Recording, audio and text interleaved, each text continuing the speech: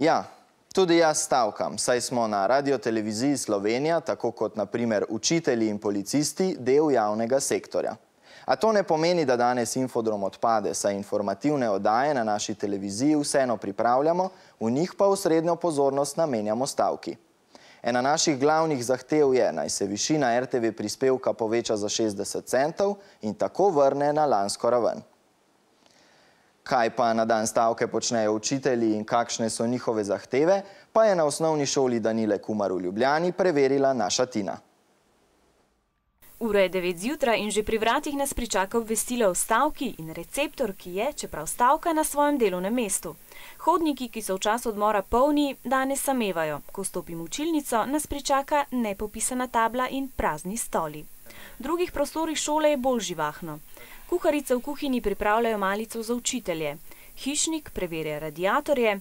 Učiteljski zbor pa je v dvorani, kjer poteka pogovor o stavki. Stavka je zato, ker jim vlada želi znižati plače in... Zato, ker želimo, da v Sloveniji vsi učenci imajo pravico do znanja in kvalitetnega izobraževanja, ne glede na to, z kakšnih socialnih razmer prihajajo. Učitelji danes sicer niso poučevali, so pa 8 ur preživeli na delovnem mestu in uredili dnevnike in pisarniško delo, ki ga ne morejo opraviti takrat, ko so v šoli. Del stavkajočih se je nato odpravil proti vladni palači, kjer je napovedan veliki shod vseh stavkajočih v javnem sektorju.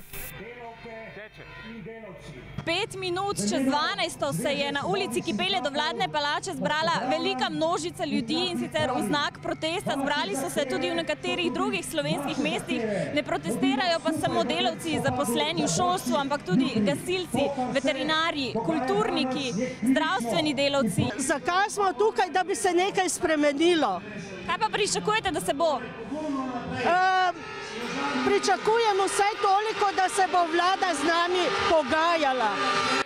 A vlade, ki bi prisluhnila zahtevam protestnikov, tu ni bilo, saj je bila na vladnem obisku na Notranjskem in Krasu.